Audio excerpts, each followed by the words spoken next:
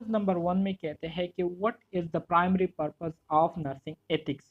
Nursing ethics जो हम study करते हैं तो इसका पहला बुनियादी मकसद क्या होता है, किस मकसद के लिए हम नर्सिंग एथिक्स को स्टडी करते हैं। तो ऑप्शन ए देखिए, ऑप्शन ए में कहते हैं कि to promote good nursing practice. जैसे कि अभी मैंने आपको कहा कि नर्सिंग एथिक्स को स्टडी करने का बुनियादी मकसद यही होता है कि हम क्या करें, हम वो तमाम एथिक्स सीख जाए जिसके ज़रिए हम इफ़ेक्टिव तरीके से अपने क्लाइंट को डील कर सकते हो, अपने क्लाइंट को हैंडल कर सकते हो।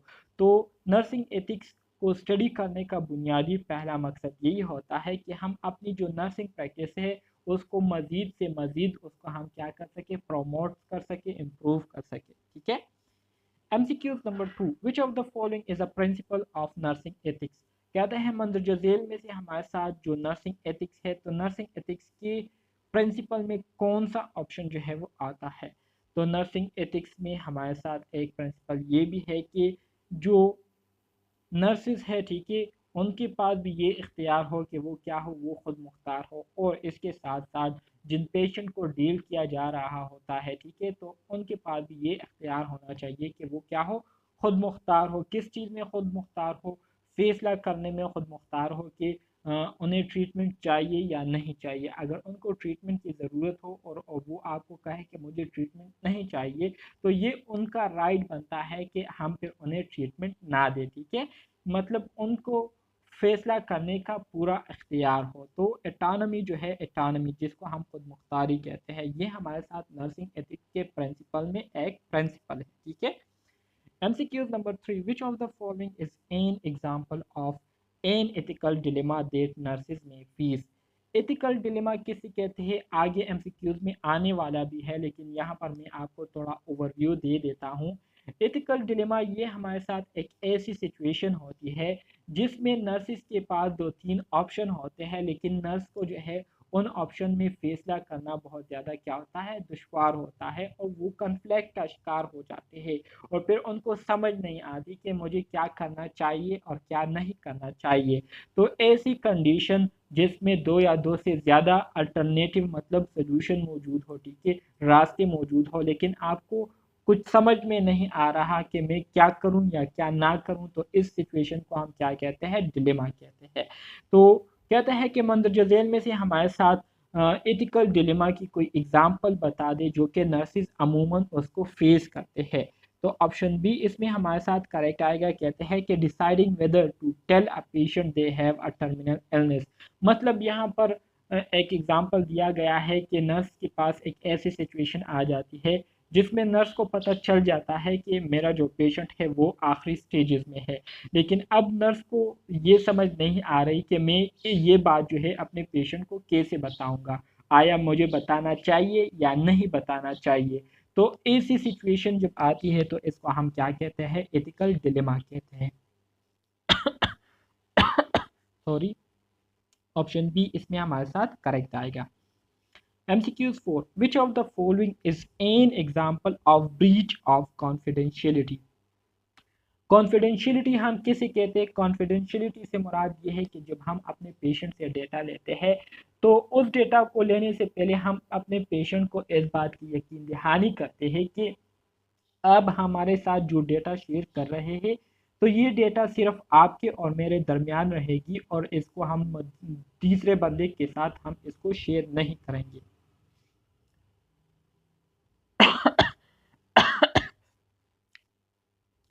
तो इस तरह की जो मतलब तीसरे बंदे के साथ हम शेयर नहीं करेंगे, ठीक है, तो इसको हम क्या कहेंगे, इसको हम कॉन्फिडेंशियलिटी कहेंगे। ठीक है, लेकिन आप उस बात के बिल्कुल ऑपोजिट करते हैं, मतलब आप उनसे डेटा लेकर आप दूसरे लोगों के साथ शेयर करते हैं, तो इसका मतलब ये है कि आपने उसको एक्सपोज कर दिया, आपने उसकी जो प्राइवेसी थी उसको आपने डिस्टर्ब कर दी। तो इसको हम क्या कहते हैं, इसको हम ब्रीच ऑफ कॉन्फिडेंशियलिटी कहते हैं। ठीक है, तो a nurse discusses a patient medical condition with their family. एक नर्स है वो पेशेंट की जो मेडिकल कंडीशन है उसको उनके फैमिली के साथ क्या कर रहा है, शेयर कर रहा है, डिस्कस कर रहा है। मतलब उसने अपने पेशेंट की जो प्राइवेसी है उसको क्या कर ली, डिस्पोज कर दी, एक्सपोज कर दी। ठीक है, तो इसको हम क्या कहेंगे, ब्रीच ऑफ कॉन्फिडेंशियलिटी कहेंगे। MCQs 5.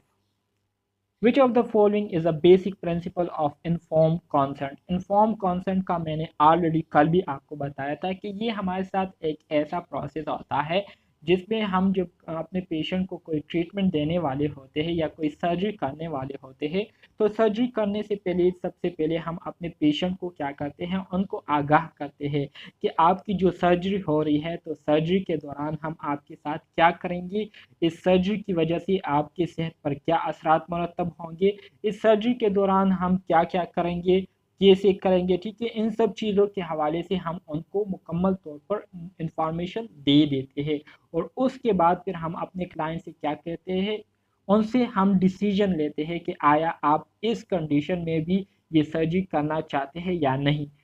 जब वो आपको इजाज़त दे दे कि हाँ मैं करना चाहता हूँ, तो तभी आप सर्जरी को कंटिन्यू कर सकते हैं, वरना अगर वो ऑपरेशन थिएटर के अंदर भी हो और वो आपको कहे कि मैं ये सर्जरी नहीं करना चाहता, तो फिर ये पेशेंट की जो है राइट है कि उसकी बात को जो है पूरी करी जाए, उसकी बात को जो है मान ली जाए और उनको जो है वहीं से बिल्कुल उनको क्या किया जाए, फ्री कर दिया जाए।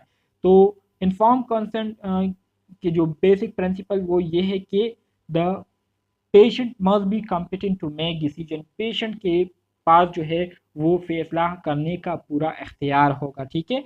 दूसरा उसूल ये है कि the patient must be provided with all relevant information. जो काम हम उनके साथ करने वाले होते हैं, तो उसके हवाले से हम उनको मुकम्मल इंफॉर्मेशन देंगे। इसके साथ साथ the patient must voluntarily consent. और अगर पेशेंट जो है वो कॉन्शियस हालत में है, ठीक है, उसको समझ आ रही है कि मैं कहाँ पर हूँ, क्यों हूँ, किस लिए हूँ, मतलब वो हर चीज़ को सोच समझ रहे हैं, तो फिर उनका इख्तियार है कि वो खुद से क्या करें, इन्फॉर्म कॉन्सेंट पर वो साइन करें।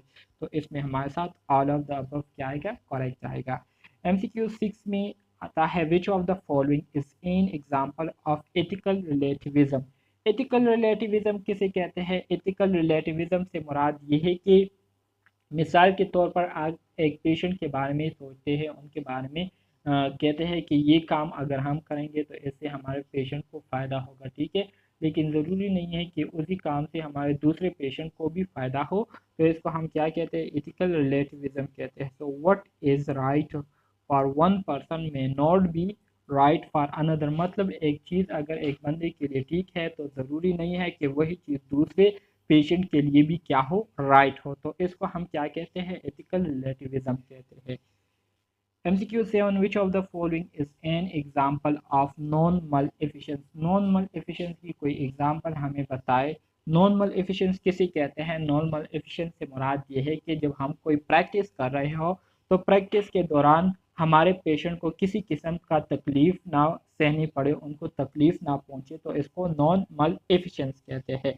सो preventing harm to a patient, patient को जो है नुकसान से बचाने या उनको तकलीफ से बचाना, ये हमारे साथ क्या है, नॉन मल एफिशिएंस की एग्जाम्पल है। MCQs 8 which of the following is an example of beneficence. Beneficence जो है ये बेनिफिट से निकला हुआ है, तो इसका मतलब ऑटोमेटिकली ये हो गया कि हम ऐसे प्रैक्टिस करें, ऐसी केयर अपने पेशेंट को दे जिससे उनको क्या हो, फ़ायदा पहुंचे, उनको बेनिफिट्स पहुंचे, तो इसको हम बेनिफिशियंस कहेंगे। तो providing a patient with the best possible care, मतलब बेहतरीन से बेहतरीन केयर अगर हम उनको देंगे, तो जाहिर बात है इससे उनको ज़्यादा से ज़्यादा क्या होगा, फ़ायदा पहुंचेगा। तो ये हमारे साथ बेनिफिशियंस कहलाएगी, ठीक है।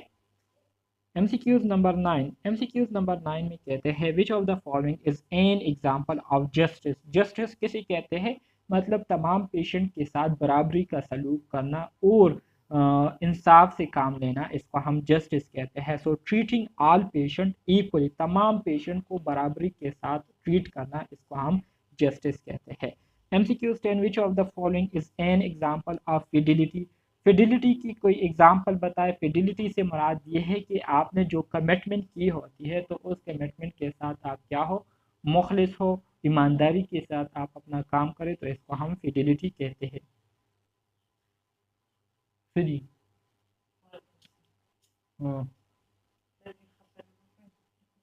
Provenienza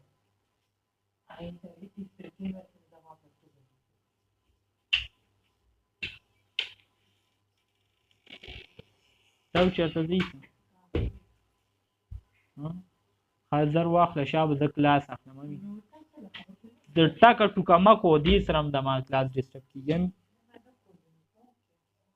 ओके, तो इसको हम क्या कहते हैं, फिडिलिटी कहते हैं। मतलब आपने जो कमिटमेंट की हो और उस कमिटमेंट में आप क्या हो, मुखलिस हो, ईमानदार हो, ठीक है, ईमानदारी के साथ आप काम करते हो, तो इसको फिडिलिटी कहते हैं। So following through on commitment to patient, patient के साथ ईमानदारी के साथ आप पेश आ रहे हो, ईमानदारी के साथ आप उनको ट्रीट कर रहे हो, ठीक है, उनके साथ आप मुखलिस हो, तो इसको हम कहते हैं फिडिलिटी, ठीक है। MCQs 11. Which What is the definition of autonomy in nursing ethics? Nursing ethics में autonomy की क्या डिफिनीशन है, क्या तारीफ है। autonomy का मैंने आपको बताया था कि आपके पास मुकम्मल आज़ादी हो, आपका पास जो है ये हक हो कि आप डिसीजन करें, ठीक है। अगर आप केयर करना चाहते हैं तो आप कर सकते हैं, अगर आप केयर मना करते हैं, ठीक है, नर्सिस को मना करते हैं केयर देने से, तो वो आपकी बात की बिल्कुल पाबंद रहेंगे, तो इसको एथॉनमी कहते हैं। So the right of patient to make their own decision about care, अपने केयर के बारे में उनके पास जो है मुकम्मल एक हक होता है, एक राइट होता है कि वो अपने केयर के हवाले से क्या करे, फैसला करे, तो इसको हम एटोनमी कहेंगे, ठीक है। MCQ 12. What is the definition of non-maleficence in nursing ethics? Non-maleficence किसे कहते हैं? The duty to do no harm to patient, ठीक है। आप इस तरीके से प्रैक्टिस करें जिससे आपके पेशेंट को किसी किस्म की तकलीफ ना पहुंचे, ठीक है, तो इसको हम क्या कहेंगे, इसको हम नॉन मल एफिशिएंस कहेंगे, ठीक है, नॉन मल efficiency. MCQ 13. What is the definition of beneficence? beneficence किसे कहते हैं? तो beneficence का मैंने आपको ऑलरेडी बताया कि आप ऐसे तरीके से अपने पेशेंट को केयर दे जिससे उनको क्या हो, जिससे उनको फ़ायदा पहुंचे, ठीक है, और नुकसान ना पहुंचे, तो इसको हम बेनिफिशियंस कहेंगे। The duty to act in the best interest of patient, ठीक है, पेशेंट की इंटरेस्ट के मुताबिक अगर हम उनको केयर दे जिसकी वजह से उनको ज़्यादा से ज़्यादा फ़ायदा पहुंचता है, तो इसको हम क्या कहेंगे, बेनिफिशियंस कहेंगे, ठीक है। MCQs 14. What is the definition of justice in nursing ethics? Nursing ethics में justice से क्या मुराद है? The obligation to treat patient fairly and equally. जितने भी पेशेंट हैं उनके साथ आप क्या करते हो, उनके साथ आप अच्छे तरीके से पेश आते हो और बराबरी के साथ तमाम पेशेंट को एक जैसे क्या करते हो, ट्रीट करते हो, तो इसको हम क्या कहते हैं, जस्टिस कहते हैं। जस्टिस से मुराद इंसाफ, अदल करना, ठीक है। MCQ 15. What is the definition of veracity in nursing ethics? Veracity से मुराद ये है कि पेशेंट के हवाले से जो सच होती है, तो पेशेंट को उनके सेहत के हवाले से सच बताना, इसको हम क्या कहते हैं, वेरासिटी कहते हैं। अक्सर औकात हम ये देखते हैं और हमने एक्सपीरियंस भी किया होगा, ठीक है, आपने भी एक्सपीरियंस किया होगा कि जब आप डॉक्टर के पास जाते हैं तो डॉक्टर आपका मुआयना कर लेते हैं, लेकिन आपको बताते नहीं हैं कि आपको क्या प्रॉब्लम है, वो सिर्फ आपको मेडिसिन दे देते हैं। तो ये भी एक बहुत गलत काम करते हैं डॉक्टर, ठीक है, जो कि आपको आपकी डायग्नोसिस के बारे में नहीं बताते। तो बेहतर काम ये है कि पेशेंट को जो बीमारी लाहक हुई हो, ठीक है, तो ये उनका हक है कि वो जो है अपने सेहत के हवाले से हर चीज़ से क्या हो, बाखबर हो। सो विरासती से मुराद ये है कि आप पेशेंट को उनके सेहत के हवाले से ट्रुथ बताए, सच बताए, तो इसको हम विरासती कहते हैं। So the obligation to tell the truth to patient is called veracity, ठीक है। MCQ 16. What is the definition of confidentiality in nursing ethics? Nursing ethics में confidentiality से क्या मुराद है? confidentiality का मैंने आपको बताया कि पेशेंट की जो डेटा है उसको जब आप प्राइवेट रखते हैं, ठीक है, और लोगों के साथ आप उसको शेयर नहीं करते, तो इसको हम क्या कहते हैं, confidentiality कहते हैं।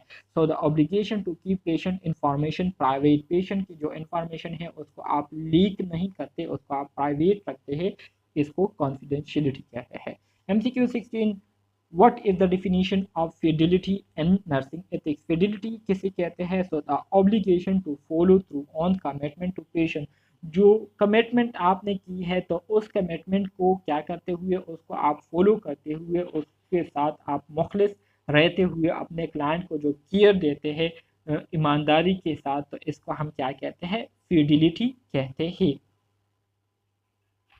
MCQ 17 में कहते हैं कि what is the definition of inform consent in nursing ethics? Nursing ethics में इन्फॉर्म कॉन्सेंट से क्या मुराद है? So the right of patient to make their own decision about their care. अपने केयर के हवाले से उनके पास ये राइट होता है, हक होता है कि वो खुद से डिसीजन ले कि आया वो केयर करना चाहते हैं या नहीं। तो इसको हम क्या कहते हैं? इन्फॉर्म कॉन्सेंट कहते हैं। What is the definition of paternalism in nursing ethics? Paternalism जो है ये पेरेंट से निकला हुआ है, जिसमें आपकी आपकी जगह जो है दूसरा बंदा जो है वो क्या करता है? डिसीजन लेता है, फैसला करता है। तो इसको हम क्या कहते हैं? पैटर्नलिज्म कहते हैं। So the practice of making decision for patient without their input. Patient के सलाह के बगैर, पेशेंट के मशवरे के बगैर आप उनके सेहत के हवाले से कोई डिसीजन लेते हैं तो इसको हम क्या कहेंगे? पैटर्नलिज्म कहेंगे। MCQs 19, what is the definition of privacy in nursing ethics? तो प्राइवेसी और कॉन्फिडेंशियलिटी दोनों हमारे साथ एक ही चीज़ है कि the obligation to keep patient information confidential. अपने पेशेंट की जो इंफॉर्मेशन है उसको हम कॉन्फिडेंशियल रखते हैं तो इसको हम प्राइवेसी कहते हैं। MCQs 20, what is the definition of professional boundaries in nursing ethics?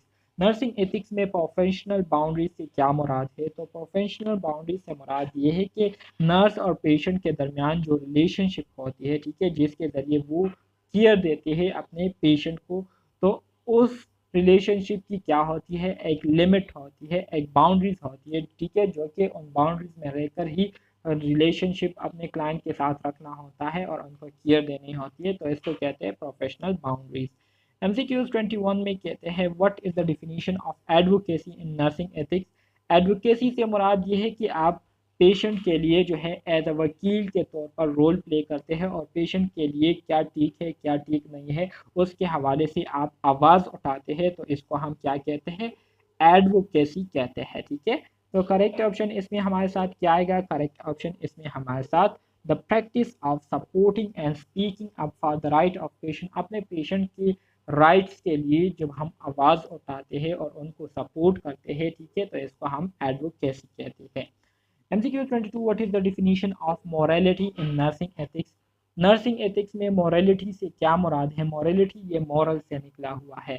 So morality से मुराद ये है कि आपके बिहेवियर के लिए जो वैल्यूज़ और जो प्रिंसिपल सेट किए गए होते हैं, ठीक है, जिसके ज़रिए आपका बिहेवियर बनता है। मिसाल के तौर पर आपने जो है एक सोसाइटी में रहते हैं तो उस सोसाइटी में रहने के लिए आपने उस सोसाइटी के जो प्रिंसिपल्स है, जो उसूल है, जो तौर तरीके हैं, उसको आपने फॉलो करने होंगे, ठीक है। अगर आप उसको फॉलो करेंगे तो लोग आपको क्या कहेंगे? लोग आपको एक्सेप्ट करेंगे, लोग आपको पसंद करेंगे। लेकिन अगर आप उसके खिलाफ वर्जी करेंगे तो लोग फिर आपकी मुखालफत करेंगे, लोग फिर आपको पसंद नहीं करेंगे। तो मोरलिटी से मुराद ये है कि the set of principles and values that govern behaviour, मतलब वैल्यूज़ और प्रिंसिपल, वैल्यूज़ और उसूलों पर मुश्तमिल एक सेट होता है जिसके ज़रिए आपका जो रवैया होता है, बिहेवियर होता है, वो क्या होता है? डेवलप्ड होता है, उसको एक शेप मिलती है। तो इसको हम मोरालिटी कहते हैं। MCQ 23, what is the definition of ethics in nursing? Ethics किसे कहते हैं? The expected behaviour of an individual, मतलब एक इंडिविजुअल से जो जिस बिहेवियर की एक्सपेक्ट की जा रही होती है, जिस बिहेवियर की उनसे एक्सपेक्टेशन की जा रही होती है, ठीक है, तो इसको हम क्या कहते हैं? एथिक्स कहते हैं। So the study of the principle and values that govern behaviour is called ethics, ठीक है, इसको हम क्या कहते हैं? एथिक्स कहते हैं। MCQ 24, what is the definition of autonomy in nursing ethics? So the right of patient to make decision about their own care is called autonomy, ठीक है, ऑलरेडी हमने स्टडी किया है। MCQ 25, what is the definition of beneficence in nursing ethics? तो ये भी हमने already discuss किया हुआ है, बेनिफिशंस, ठीक है, कि हम दिलचस्पी के साथ अपने पेशेंट को केयर दे जिसकी वजह से उनको फ़ायदा पहुंचे। तो इसको हम क्या कहेंगे? बेनिफिशियंस कहेंगे। ऑप्शन ए इसमें करेक्ट आएगा। MCQ 26, definition of non maleficence in nursing ethics. तो नॉन मलेफिशंस का भी मैंने आपको बताया कि इस तरीके से हम पेशेंट को केयर दे जिससे उनको नुकसान ना पहुंचे, तकलीफ ना पहुंचे, इसको हम नॉन मलेफिशंस कहेंगे। वेरासिटी का भी मैंने आपको बताया कि पेशेंट का ये एक हक होता है कि उनके सेहत के हवाले से हम उनको सच सच बताएं। तो इसको हम क्या कहते हैं? वेरासिटी कहते हैं, ठीक है।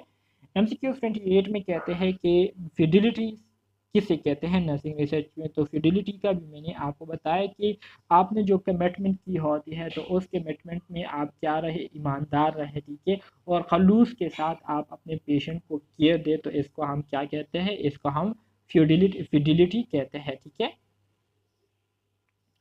MCQs 29 में कहते हैं कि definition of justice in nursing ethics. तो नर्सिंग एथिक्स में जस्टिस से क्या मुराद है, the fair and equal distribution of health care resources.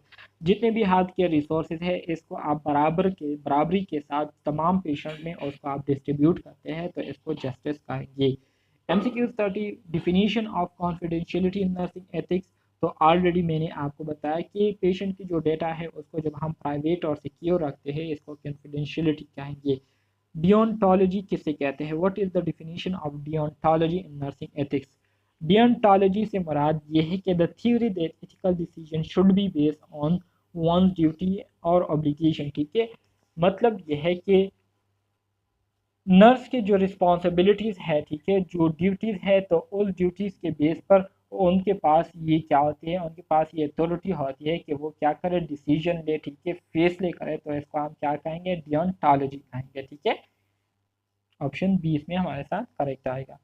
MCQs 32 में डियंटोलॉजी से मुराद ये है कि एक पेशेंट है या एक नर्स है, ठीक है, उनकी एक ख़ास जिम्मेदारी है, उनकी एक ख़ास ड्यूटी है, ठीक है, या उनको एक ख़ास ड्यूटी जो है वो सौंपी गई है, तो उस ड्यूटी की वजह से उसके पास जो है कुछ राइट्स होते हैं, ठीक है, उस ड्यूटी से रिलेटेड कुछ डिसीजन करने के, फैसले करने के, ठीक है। तो इसको हम क्या कहते हैं, इसको हम डियंटोलॉजी कहते हैं, ठीक है, डियंटोलॉजी। सिंपल अल्फाज में इसका मतलब यह है कि नर्स मैनेजर है, ठीक है, या एक नर्स है, ठीक है, उसके पास जो है उसकी ड्यूटी क्या है, उसकी ड्यूटी इमरजेंसी में है, तो इमरजेंसी में उसके पास फिर पूरा इख्तियार होता है कि जब इमरजेंसी में पेशेंट आते हैं तो पेशेंट के साथ क्या करना चाहिए, ठीक है, फर्स्ट एड उनको कैसी देनी है, ठीक है, किस तरह से उनको डील करना है, ये सब कुछ फिर उस नर्स के पास ये एक रिस्पॉन्सिबिलिटी और ये उनके पास एक पावर मौजूद होती है कि उनको फिर किसी किस्म के मशवरे की ज़रूरत नहीं होती, बल्कि उनको जो ठीक लगता है और जो उनको करना चाहिए वो बग़ैर किसी मशवरे, बग़ैर किसी ओपिनियन के जो है खुद से कर लेते हैं, ठीक है। तो इसको हम क्या कहेंगे, डियंटोलॉजी कहेंगे। MCQ 32 में कहते हैं कि what is the definition of utilitarianism in nursing ethics. Utilitarianism से क्या मुराद है, नर्सिंग एथिक्स में यूटिलिटेरियनिज्म से क्या मुराद है। तो यूटिलिटेरियनिज्म से मुराद ये है कि जितना आपसे हो सके, ठीक है, जितना आपसे हो सके आप ज़्यादा से ज़्यादा पेशेंट को जो है ज़्यादा से ज़्यादा फ़ायदा पहुंचाते हैं, ठीक है, उनकी फ़ायदे के लिए आप काम करते हैं और उससे ज़्यादा से ज़्यादा लोग जो है वो क्या होते हैं, फ़ायदा उठाते हैं, उनको फ़ायदा में पहुंचता है, तो इसको हम क्या कहते हैं, यूटिलिटेरियनिज्म कहते हैं। So the theory that ethical decision should be based on the greatest good for the greatest number. मतलब हम एक ऐसी डिसीजन लें, एक ऐसा फैसला करें जिससे ज़्यादा से ज़्यादा लोगों को क्या हो, फ़ायदा पहुंचे, ठीक है, तो इसको हम क्या कहते हैं, यूटिलिटेरियनिज्म कहते हैं। MCQ 33 what is the definition of virtue ethics in nursing. कहते हैं कि वर्च्यू एथिक्स से क्या मुराद है, नर्सिंग में वर्च्यू एथिक्स की जो तारीफ है वो क्या है। तो वर्च्यू एथिक्स से मुराद ये है कि आप अगर डिसीजन लेते हैं तो उस डिसीजन की जो बेस है वो पेशेंट का जो करेक्टर है, ठीक है, उसको आप बेस बनाते हैं और उसकी जो किस्मत है उसको आप बेस बनाकर उसके लिए आप जो डिसीजन लेते हैं, तो इसको हम क्या कहेंगे, वर्च्यू एथिक्स कहेंगे, ठीक है। मतलब पेशेंट के करेक्टर और उसकी जो किस्मत होती है उसको बेस बनाकर उसके लिए आप जो फैसला लेते हैं या जो डिसीजन ली जाती है तो उसको हम वर्च्यू एथिक्स कहेंगे। The theory that the ethical decision should be based on the character and virtues of the individual is called virtue ethics. MCQ 34 what is the definition of moral distress in nursing ethics। moral distress से क्या मुराद है nursing ethics में। तो moral distress ये हमारे साथ वो इमोशनल साइकोलॉजिकल पेन होता है जो कि यूजुअली जब नर्सेज जो है किसी काम को या कोई मतलब when a nurse feel constrained from taking the right ethical action, ठीक है। मतलब एक ऐसा डिसीजन जो कि ठीक होता है लेकिन नर्स जो है उसको उस एथिकल एक्शन को करने में उनको जो है दुश्वारी पेश आ रही हो या उनको जो है बुरा महसूस हो रहा हो, ठीक है। तो इस तरह की जो सिचुएशन होती है इसको हम क्या कहते हैं, मॉरल डिस्ट्रेस कहते हैं, जो कि एथिक्स के रिलेटेड होता है, एथिक्स को फॉलो करते हुए होता है, लेकिन फिर भी उससे नर्सेज जब उसको फॉलो करते हैं उससे उनको तकलीफ पहुंचती है, ठीक है। इमोशनली वो क्या होते हैं, पेन में होते हैं, तो इसको हम मॉरल डिस्ट्रेस कहेंगे। So the emotional and psychological pen that occur when a nurse feel constrained from taking the right ethical action is called moral distress. MCQ 35. What is the concept of paternalism in nursing ethics? Paternalism से क्या मुराद है, ठीक है।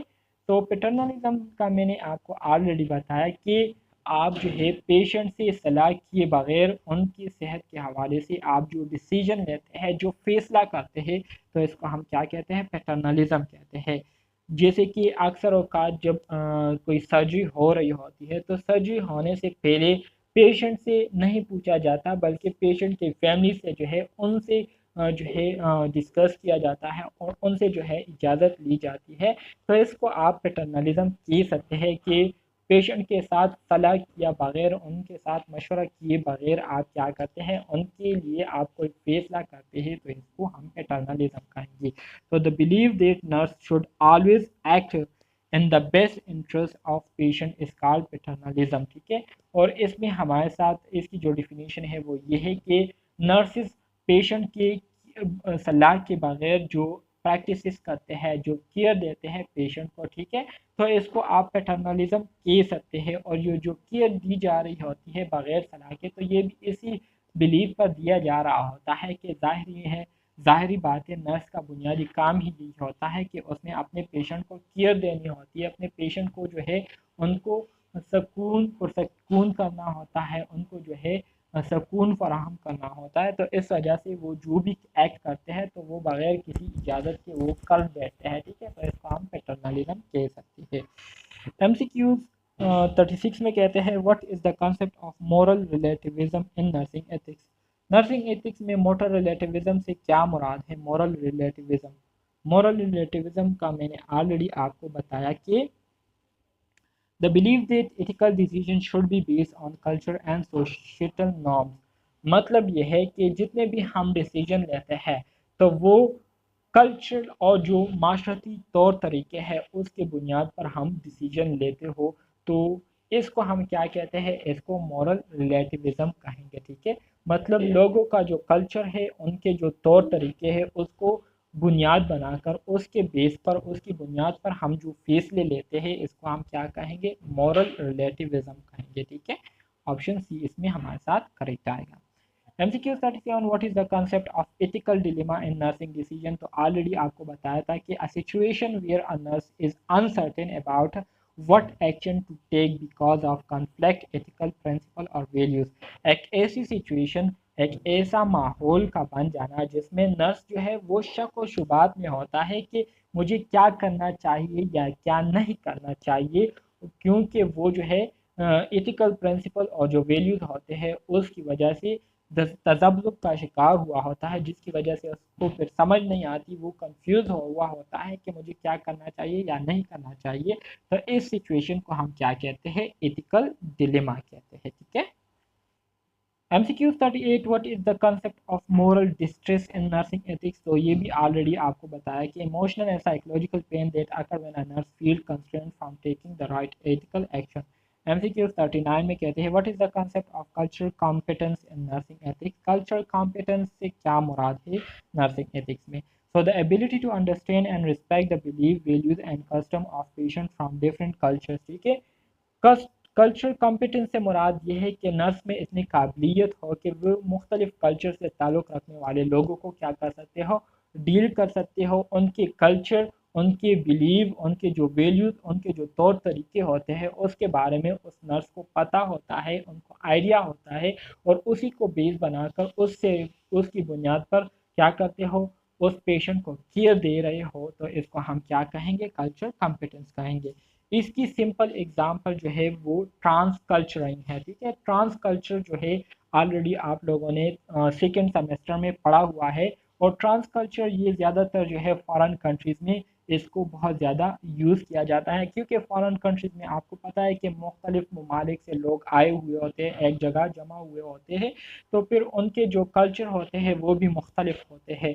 तो trans culture nurses का जो काम होता है वो यही होता है कि वो मुख्तलिफ कल्चर, मुख्तलिफ तौर तरीक़ों से ताल्लुक़ रखने वाले जो लोग होते हैं, पेशेंट होते हैं, उनको डील करते हैं। ठीक है, तो ये हमारे साथ क्या है, इसको हम कल्चरल कॉम्पिटेंस कहते हैं। MCQs 40, what is the concept of veracity in nursing ethics. तो ऑलरेडी आपको बताया है कि वेरासिटी से मुराद ये है कि आप अपने पेशेंट को उनके सेहत के हवाले से बिल्कुल सच सच बताते हैं, तो इसको हम वेरासिटी कहते हैं। MCQs 41, what is the concept of justice in nursing ethics. तो जस्टिस का भी मैंने आपको बताया कि तमाम पेशेंट के साथ जो है बराबरी के साथ पेश। What is the concept of autonomy. तो इटानमी का भी मैंने आपको बता दिया कि नर्स पेशेंट के पास जो है ये अख्तियार होना चाहिए कि वो अपने सेहत के हवाले से ख़ुद से डिसीजन लेते हो। ठीक है, खुद से डिसीजन ले, ठीक है, और ख़ुद से वो फैसला कर सकते हो। तो ये हमारे साथ क्या कहलाएगी, एटोनमी कहलाएगी। बेनिफिशियंस कैसे कहते हैं, बेनिफिशियंस से मुराद ये है कि the believe that nurse should always act in the best interest of their patient. Beneficence से मुराद ये है कि नर्स जो है वो हमेशा अपने पेशेंट के लिए बेस्ट से बेस्ट परफॉर्म करेंगे, बेस्ट से बेस्ट प्रैक्टिस करेंगे और उनको क्या करेंगे, फ़ायदा पहुंचाने की कोशिश करेंगे। तो इसको हम क्या कहते हैं, बेनिफिशियंस कहते हैं। नॉर्मल एफिशिएंस किसे कहते हैं, MCQ 4 में नॉर्मल एफिशिएंस का भी मैंने आपको बताया कि इस तरीके से पेशेंट को केयर दी जाए जिससे पेशेंट को किसी किस्म का नुकसान ना पहुंचे। तो इसको हम क्या कहेंगे, बेनिफिशियंस कहेंगे, नॉर्मल एफिशिएंस कहेंगे। ठीक है, ऑप्शन डी इसमें हमारे साथ करेक्ट आएगा। MCQ 45, what is ethics, why is ethics importance in nursing. Ethics जो है नर्सिंग में क्यों इतनी अहमियत रखती है। तो इसका भी मैंने आपको बताया कि it help nurse make inform decision, कि इसके ज़रिए नर्सिस को जो है बहुत ज़्यादा मदद मिलती है कि वो जो डिसीजन ले रहे होते हैं, तो वो जो डिसीजन ले रहे होते हैं तो वो भी फिर क्या होता है, वो उस पर फिर मुकम्मल तौर पर कंफर्म होते हैं। It ensure that nurses act in the best interest of their patient. Nursing ethics के ज़रिए इस बात की भी यकीन दहानी हो जाती है कि नर्सेज जो है वो अपनी बेहतर से बेहतर कोशिशें जो है वो कर रहे हैं और अपने पेशेंट को केयर दे रहे हैं। इसके साथ it promote trust and confidence in nursing profession. इसकी वजह से नर्सिंग प्रोफेशन में जो ट्रस्ट और कॉन्फिडेंस है वो क्या होता है, प्रमोट होता है। So all of the above इसमें हमारे साथ आएगा। What is the role of ethics in nursing research. Nursing research में एथिक्स का क्या किरदार होता है, तो इसमें भी हमारे साथ ऑल ऑफ द अबव आएगा कि it ensure the research is conducted in ethical and responsible manner, कि जो रिसर्च की जा रही है तो इसको जो है एथिकली जो बाउंड्रीज है उसको बुनियाद बनाकर जो है की जा रही है। It protect the right and welfare of research participant. Research के दौरान जो पार्टिसिपेट कर रहे होते हैं तो उनकी राइट्स का जो है ख्याल रखा जा रहा होता है। ठीक है, और it help researchers avoid conflict of interest and बाइस। इसी तरह से एथिक्स की वजह से जो रिसर्चर होते हैं किसी किस्म के तदब्दुब और गलती से क्या करते हैं, इज्तनाब करते हैं। सो ऑल ऑफ द अबव इसमें हमारे साथ आएगा। MCQ 47, how can ethical consideration affect nursing practice. Ethical consideration किस तरह से नर्सिंग प्रैक्टिस को अफेक्ट कर सकती है, तो इसमें भी हमारे साथ ऑल ऑफ द अबव आएगा। ठीक है, कि it can influence the way nurses interact with their patient. किस तरह से नर्स जो है अपने पेशेंट के साथ इंटरेक्ट कर रहे हैं। इसके साथ साथ effect decision making process, patient care में जो डिसीजन मेकिंग प्रोसेस होती है उसको मुतासर करती है। इसके साथ साथ impact the overall quality of care provided by nurses, जो केयर दे रहे होते हैं तो उसकी जो क्वालिटी है उसको भी इम्पैक्ट कर सकती है। MCQ 48, what is the impact of unethical behaviour in nursing. अगर नर्सिंग में आप अनएथिकल बिहेवियर को करते हैं तो ऐसे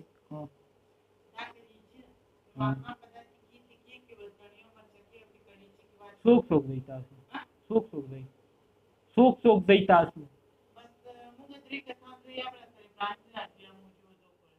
आप दसी आप दली नहीं वाली Abdülaziz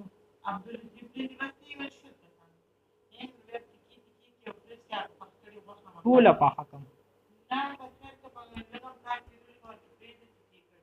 سيد وشيخ صحيح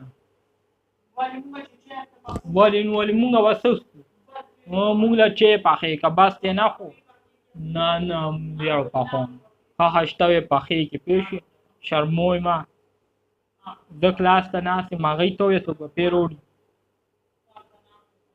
شاپ MCQ 48 में भी हमारे साथ क्या आएगा MCQ 48 में कहते हैं कि अगर कोई नर्स जो है वो अनएथिकल बिहेवियर करते हैं मतलब जो कि एथिक्स के अगेंस्ट हो तो इससे क्या असरात मुरतब होंगे इससे असरात ये मुरतब होंगे कि it can lead to legal and professional consequences of the nurse nurse के लिए जो है इससे क्या होंगे प्रोफेशनली भी और लीगल मसाइल जो है इससे पैदा होंगे इसके अलावा it can cause harm to patient इसकी वजह से पेशेंट को तकलीफ भी पहुंच सकती है और जो ट्रस्ट है वो भी ख़राब हो सकता है ठीक है इसके अलावा it can negatively impact the reputation of nursing profession इसकी वजह से जो है नर्सिंग प्रोफेशन पर मनफी असरात मुरतब हो सकते हैं तो ऑल ऑफ द अबव हमारे साथ इसमें आएगा ठीक है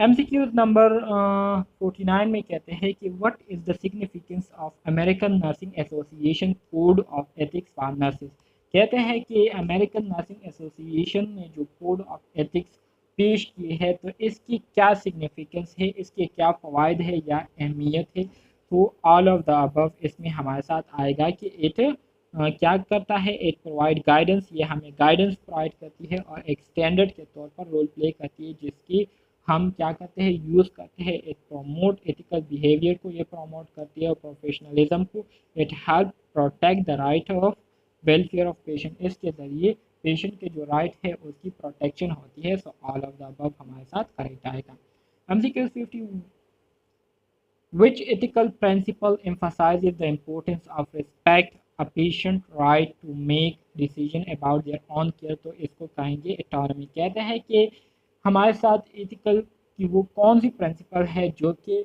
इस बात पर जोर देती है कि ये पेशेंट के पास एक राइट होता है कि वो अपने केयर के हवाले से क्या करे खुद से डिसीजन ले तो इसको हम एटोनॉमी कहेंगे MCQ 51 which ethical principle emphasizes the importance of avoiding harm to patient कहते हैं कि मतलब नर्सिंग एथिक्स की वो कौन सी प्रिंसिपल है जो कि इस बात पर जोर देती है कि हमने पेशेंट को जो है प्रैक्टिस के दौरान उनको तकलीफ नहीं पहुंचानी तो ये हमारे साथ नॉन मलेफिशिएंस है ठीक है MCQ 52 which ethical principle emphasizes the importance of promoting the well-being of patient कहते हैं कि नर्सिंग एथिक्स की वो कौन सी प्रिंसिपल है जिसमें इस बात पर जोर दिया जाता है कि हमने पेशेंट की खैर ख्वाही के लिए काम करना है उनको हमने फ़ायदा पहुंचाना है तो उसको हम बेनिफिशियंस कहेंगे ठीक है बेनिफिशियंस में इस बात पर जोर दिया गया है ये हमारे साथ बेनिफिशियंस प्रिंसिपल है MCQ 53 which ethical principle emphasizes the importance of treating all patients fairly and equally तो ये हमारे साथ जस्टिस कहलाएगी MCQ 54 which ethical principle involve the responsibility to maintain the confidentiality of patient information कहता है कि नर्सिंग एथिक्स की वो कौन सी प्रिंसिपल है जिसमें हम पेशेंट से डेटा लेकर उसको कॉन्फिडेंशियल रखते हैं तो वो हमारे साथ क्या है to maintain the confidentiality of patient information ठीक है तो उसको हम फिर फिडेलिटी कहेंगे ठीक है Fidelity MCQ 55 which ethical principle emphasizes the importance of being truthful with patient कहते हैं कि नर्सिंग एथिक्स की वो कौन सी प्रिंसिपल है जिसमें इस बात पर जोर दिया जाता है कि ये पेशेंट की मुकम्मल एक राइट बनता है ठीक है यह उनकी राइट है कि वो अपने सेहत के हवाले से बाखबर हो तो इसलिए हमें उनके सेहत के हवाले से जो भी हम डायग्नोज करें बिल्कुल सच सच उनको हम बताएं तो ये हमारे साथ वेरासिटी कहलाती है ठीक है option D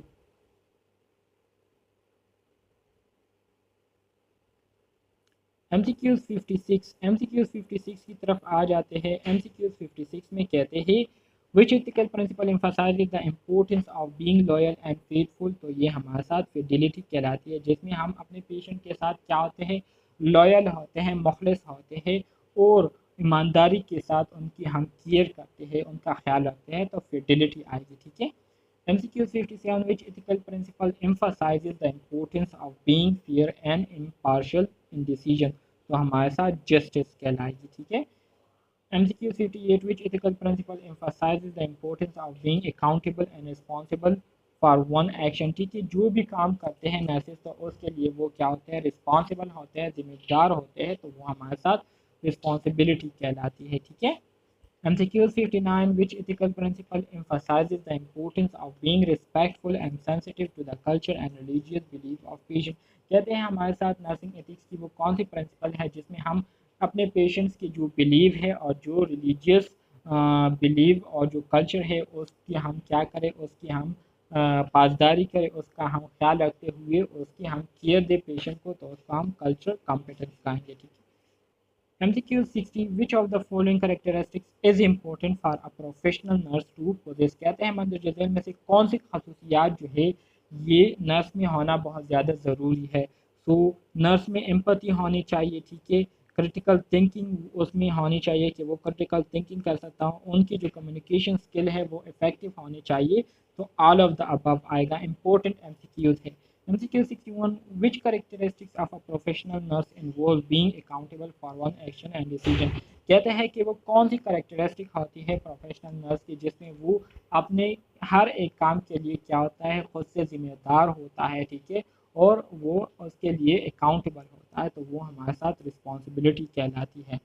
MCQ 62 which characteristics of a professional nurse involve being an active voice for patient and promoting the right। कहते हैं कि वो कौन सी करेक्टरिस्टिक है प्रोफेशनल नर्स की जिसमें वो अपने पेशेंट के राइट के लिए आवाज़ उठाते हैं और उनके लिए जो है उनके राइट्स की हकूक, उनकी राइट्स की हिफाजत करते हैं, तो वो हमारे साथ एडवोकेसी कहलाती है, ठीक है।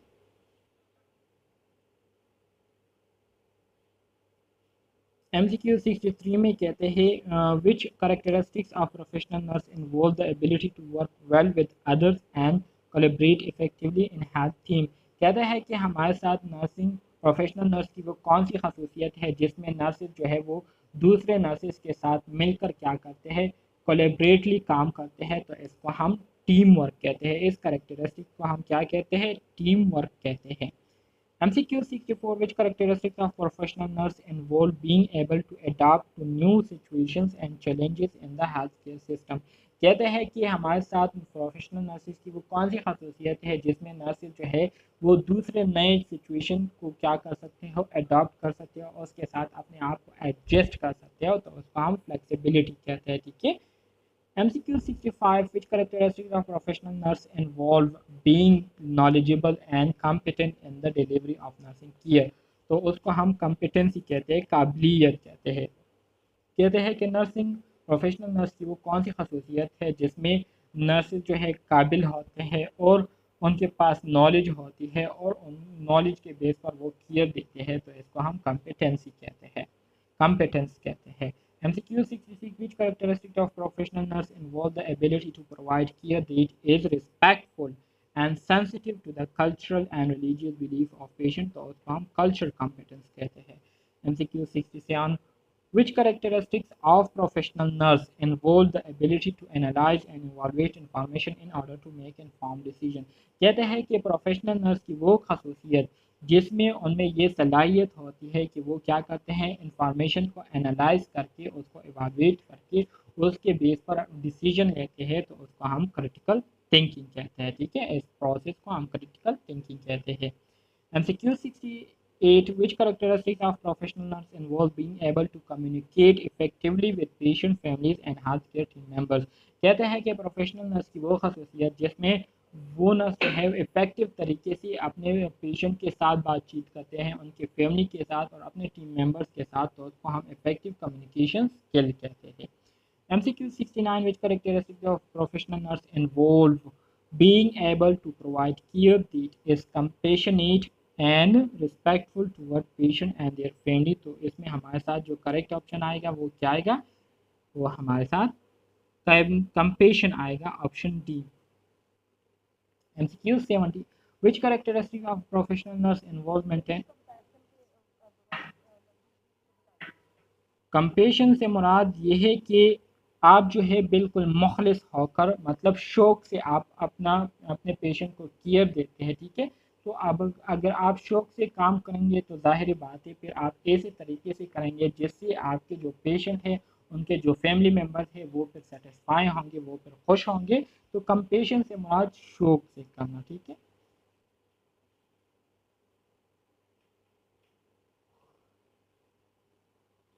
MCQ 70. Which characteristics of a professional nurse involve maintaining the confidentiality of patient information? तो उसको हम confidentiality कहेंगे, ठीक है।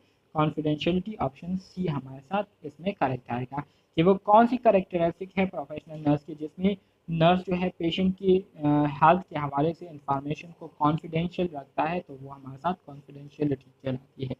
MCQ 71. Which characteristics of a professional nurse involve being able to manage and prioritize multiple tasks and responsibility? कहते हैं कि professional nurse की वो कौन सी खसूसियत होती है जिसमें प्रोफेशनल नर्सेज क्या करते हैं, मुख्तलिफ टास्क को प्रायोरिटाइज करके उसकी अहमियत को देखकर उसको क्या करते हैं सर अंजाम देते हैं, उसको मैनेज करते हैं। तो इस अमल को क्या कहते हैं, ऑर्गेनाइजेशन कहते हैं, जिसमें वो क्या करते हैं मुख्तलिफ टास्क को ऑर्गेनाइज करते हैं। MCQ 72. Which characteristics of a professional nurse involve the ability to use current evidence-based practice to inform clinical decision making? तो वो हमारे साथ competence कहलाती है, काबिलियत कहलाती है, ठीक है। MCQ 73. Which characteristics of a professional nurse involve being committed to ongoing professional development and lifelong learning? कहते हैं कि प्रोफेशनल नर्स की वो कौन सी खसूसियत है जिसमें वो क्या करते हैं, ऑन गोइंग प्रोफेशनल डेवलपमेंट करते हैं और पूरी लाइफ जो है वो क्या कर रहे होते हैं, लर्निंग कर रहे होते हैं, सीख रहे होते हैं, तो इसको लाइफ लॉन्ग लर्निंग कहते हैं, ठीक है। MCQ 74. Which characteristics of professional nurse involve being able to recognize, address one on biases and prejudice in the delivery of care? कहते हैं कि प्रोफेशनल नर्सिस की वो कौन सी खसूसियत है जिसमें प्रोफेशनल नर्सिस क्या करते हैं, वो इस काबिल होते हैं कि वो अपने जो बाइसेस होते हैं मतलब अपने जो क्या कहते हैं मिस्टेक्स होते हैं उसको रिकॉग्नाइज करते हैं और उसको फिर उसको रिकॉग्नाइज करने के बाद मतलब फिर सही तरीके से अपने क्लाइंट को केयर देते हैं, तो इसको हम कल्चरल कॉम्पिटेंस कहते हैं, ठीक है।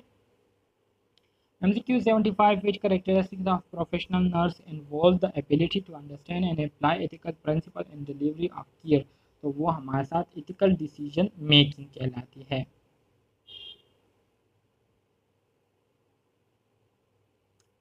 MCQ 76 में कहते हैं कि which characteristics of professional nurse involve being able to assess and manage patient pain effectively? ठीक है, कहते हैं कि प्रोफेशनल नर्स की वो खसूसियत जिसमें वो बेहतर तरीके से अपने पेशेंट की जो पेन है, ठीक है, उसको उसकी असेसमेंट कर सकते हो और उसको मैनेज कर सकते हो, तो इस करेक्टरिस्टिक को हम क्या कहते हैं, पेन मैनेजमेंट कहते हैं। MCQ 77. Which characteristics of professional nurse involve the ability to effectively teach and educate patients and their families about healthcare needs? Healthcare needs के बारे में नर्सेज जब अपने पेशेंट को और उनके फैमिली मेम्बर्स को टीच करते हैं, उनको ट्रेन करते हैं, तो इसको हम पेशेंट एजुकेशन कहते हैं, ठीक है। MCQ 78. Which characteristics of a professional nurse involve being able to provide care that is sensitive to the unique need of each patient? तो इसको हम कल्चर कॉम्पिटेंस कहेंगे। MCQ 79. Which characteristics of a professional nurse involve being able to effectively manage and resolve conflict within the healthcare team? कहते हैं कि professional nurse की वो खसूसियत जिसमें वो इस काबिल होते हैं कि वो इफ़ेक्टिव तरीके से मुख्तलिफ जो कन्फ्लिक्ट होते हैं उसको मैनेज करते हुए उसको रिजॉल्व करते हैं, तो इस खसूसियत को क्या कहते हैं, इसको कन्फ्लिक्ट रेजोल्यूशन कहते हैं। तो ये था हमारे साथ यूनिट नंबर 1 जो कि आज हमने शेयर किया। उम्मीद करता हूँ आपको इसकी समझ आ गई होगी, लेकिन अगर फिर भी किसी टॉपिक में कन्फ्यूजन है तो काइंडली आप मुझसे क्वेश्चन